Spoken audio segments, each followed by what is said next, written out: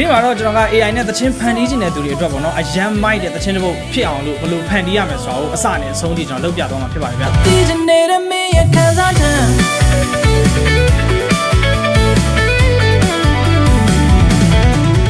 အဲ့တော့ပထမဦးဆုံးကျွန်တော် AI နဲ့သချင်းဖန်တီးမယ်ဆိုရင်ကို့မှာတော့ကိုယ်တိုင်ရေးထားတဲ့သချင်းတစ်ပုဒ်ရှိဖို့လိုတယ်ပေါ့နော်ဟိုကျွန်တော်သချင်းရေးမယ်ဆိုလို့ရှိရင်လည်းကျွန်တော်ဆိုရင်အရင်ဆုံး chorus ကနေစပြီးစဉ်းစားလေးရှိတယ်ပေါ့နော်ဒီအရင်တော့ကလူတွေကပေါ့နော်ဒီသူတို့သချင်းစာသားလေးတွေဖန်တီးတဲ့ခါမှာအရန်ကိုအတိတ်ပဲရှိတဲ့သချင်းစာသားတွေဖန်တီးနိုင်ကြတယ်ပေါ့နော်ကျွန်တော်လည်းအဲ့လိုပဲသူတို့ရဲ့စာသားတွေကိုပြန်ပြီးဖတ်ပြီးတော့ချက်အတိတ်ပဲရှိတဲ့စာသားတစ်ခုခုကိုရအောင်ရှာတယ်ပေါ့နော်ဒီမှာသူသချင်းတွေအများကြီးပေါ့နော်ဒီမှာမှကျွန်တော်တို့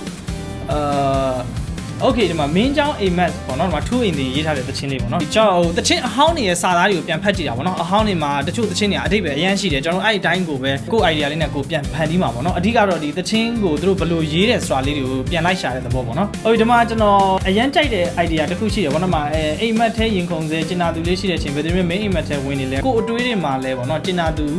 လေးစိုးမိုးတဲ့အချိန်ပေါ့နော်ဘယ်သူတွေများမင်းရဲ့နှလုံးသားထဲဆိုမှာအဓိကတော့ကိုကသူ့အကြောင်းတွေကိုတွေးနေတဲ့အချိန်မှာသူကလည်းဘယ်သူအကြောင်းတွေကိုတွေးနေလဲဆိုတဲ့ပုံစံမျိုးကိုတချင်းလေးကအဲ့လိုမျိုးပုံစံလေးကိုယူထားတာပေါ့နော်ကျွန်တော်အဲ့ဒါဆိုတော့ဒီစာသားကိုပဲသုံးပြီးကျွန်တော်ပြန်ပြီးတချင်းတစ်ပုဒ်ပြန်ရေးမယ်ပေါ့နော်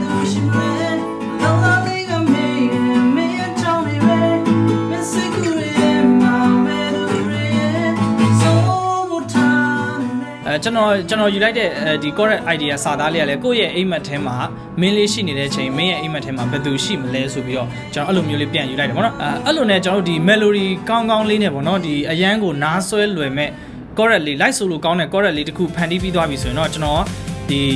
အရင်ဆုံးကျွန်တော်သချင်းလေးကိုကွန်ပျူတာနဲ့ frame လုပ်လိုက်တယ်ပေါ့နော်ပုံမှန်တော့ကျွန်တော်တို့ Suno မှာတခါတည်းဆိုထည့်လိုက်လို့ရတယ်ဆိုပေမဲ့ကျွန်တော်မှာကွန်ပျူတာနဲ့ဘာကြောင့်တီးလဲဆိုရင်ကျွန်တော်အဲ့ Suno အတိအကျထုတ်ခိုင်းမယ်ပြီးရင် Suno ကရတဲ့အတိအကျ data တွေကိုလည်းကျွန်တော်ရဲ့ဒီ project တွေကိုပြန်ထည့်မှာဖြစ်တဲ့အတွက်ကြောင့်ကျွန်တော်အတိအကျအရင်စလုပ်ကြရကောအတိအကျလုပ်မှာပေါ့နော်အဲ့တော့ကျွန်တော်ဒီမှာဆိုရင်ဒူတက်ဆိုတာမျိုးပြီးရင်အောက်မှာလည်းကျွန်တော်ဒီ drum percussion line လေးတွေကျွန်တော်ထပ်စီလိုက်တယ်ပေါ့နော်အမိုက်စားအဲ့လို drum fade တွေနဲ့ bass note ပေါ့နော် bass note ကိုကျွန်တော် idea do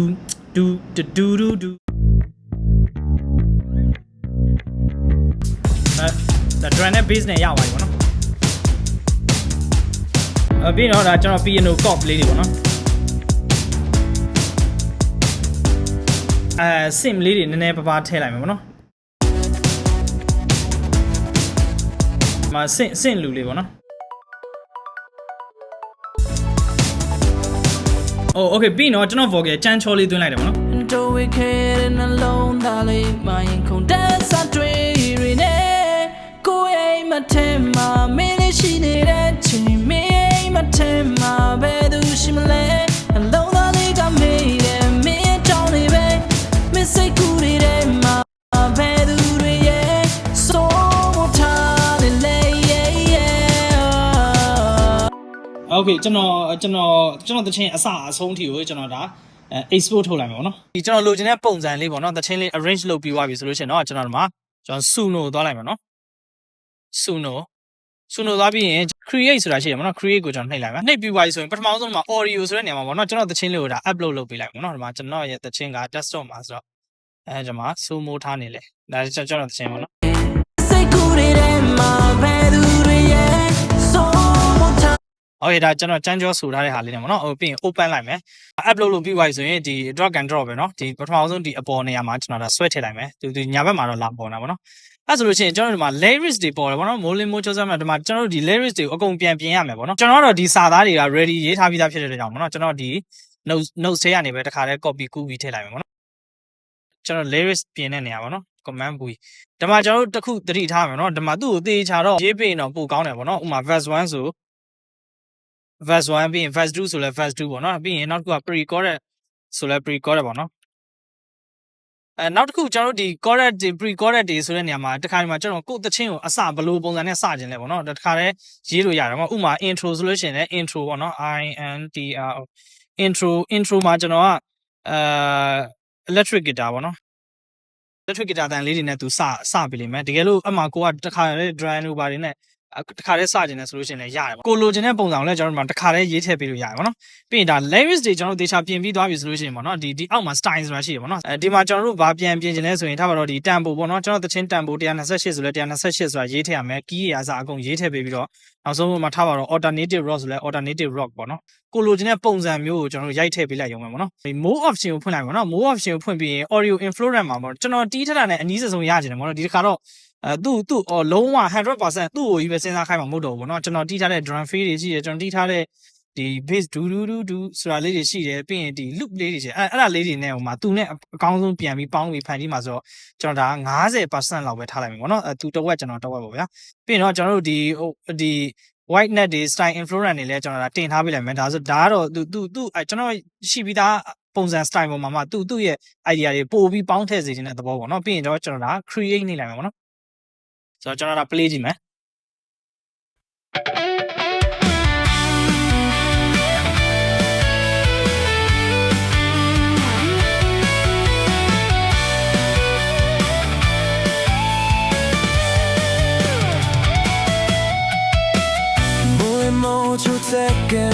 တကားတွေတော့တော်တော်ပေးတယ်နော်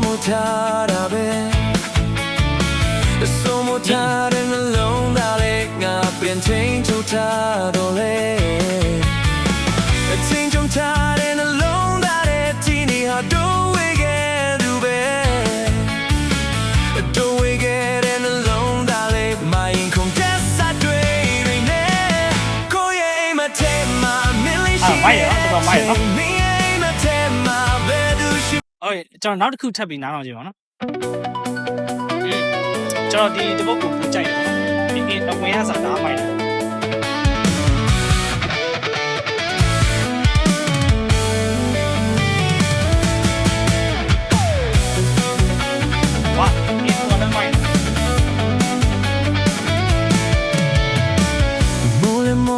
second time somo tara be melody နည်းနည်းချိန်သွားတယ် somo tara နှလုံးသားလေးငါပြန်ထိန်ချူထားတာလေထိန်ချူထားတဲ့နှလုံးသားရဲ့တင်းနေအတော့ဝေခဲ့သူပဲတော့ဝေခဲ့တဲ့နှလုံးသားလေးမရင်ခုန်တဲ့စတွေတွေနဲ့ကိုရဲ့အိမ်မထဲမှာမင်းလေးရှိနေတဲ့ချိန်မင်းရဲ့အိမ်မထဲမှာမိုက်တယ်မိုက်တယ်โอเคဒါဆိုလို့ရှိရင်ဒီဟာကိုကျွန်တော် multi track တွေပြန်ထောင်းမယ်ပေါ့နော်ပြန်ထောင်းမယ်ဆိုတော့ကျွန်တော်ဒီဘက်မှာအစွန်ဆုံးသွားနိုင်မယ်ကျွန်တော်တို့ဒီသချင်းတစ်ပုတ်ကို generate လုပ်တဲ့ခါမှာကိုမကြိုက်မချင်းတောက်လျှောက် generate လုပ်နေဖို့တော့လိုတယ်ပေါ့နော်ဒါပေမဲ့တစ်ခုတော့ရှိတယ်ကျွန်တော်တို့သချင်းတွေအပိုင်းပိုင်းအပြက်ပြက်တွေပြီးလို့ရှိရင်ပြီးအောင်လည်းရေးထားတာမျိုးအဲ့လိုမျိုးတွေဖြစ်နေတယ်ဆိုလို့ရှိရင်တော့ AI ကလည်းသူလည်းဇဝေဇဝါတွေဖြစ်တယ်ပေါ့နော်ပြီးရင် audio quality မကောင်းတာတွေဆိုလို့ရှိရင်လည်းဇဝေဇဝါတွေဖြစ်တယ်ပေါ့နော်သူ generate လုပ်ရတာအဲ့တော့ပြီးရင်ကျွန်တော်တို့မှာ guesting ဆိုတာလုပ်လိုက်ပါတော့ guesting လုပ်လိုက်ရဆိုလို့ရှိရင်ကျွန်တော်မှာ audio texting ပေါ့နော်အဲ့ဒါဘာပြောရလဲဆိုရင်ကျွန်တော်ဒီကောင်နှိမ့်လိုက်မယ်ဆိုရင်ကျွန်တော်သချင်းကိုအကုန်လုံး multi track တွေအကုန်ပြန်ခွဲပေးတယ်ပေါ့နော်အဲ့ဒါဆိုရင်တော့ကျွန်တော်ဒီမှာတစ် line ချင်းခွဲထားတဲ့ data ရပြီနော်အားလုံးပေါင်းအခု4 line ရယ်9 line နည်းနည်းရတယ်ပေါ့နော် version 1 2 2မျိုးရှိတယ်ပေါ့နော်အဲ့ဒါဘာလဲဆိုရင်တခါလေကျွန်တော်တို့က version 1ကိုနားထောင်လိုက်တယ်ဆိုလို့ရှိရင်သူခွဲတာအရင်မကောင်းရင်လည်း2ကိုသွားကြည့်ပေါ့နော်ပိုကောင်းတာမျိုးရှိနေတယ်ဝါတော်တော်မိုက်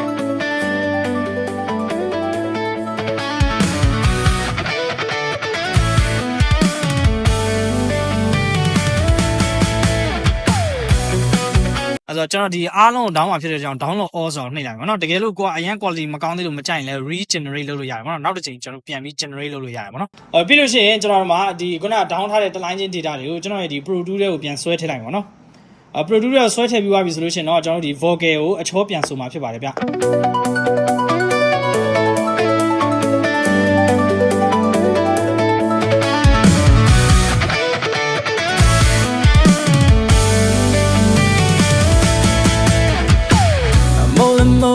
second day my soul motara be so motara in alone the lay na pian tain chou tha the lay tain chou tha in alone the ti ne ha do we ke du be do we ke in alone the lay my yin khong da sa twi ri ne ko yai ma the ma me le shi ne de me ma the ma be du shim le alone the lay ga me de me down ni be me say ku ri de ma be du ri ye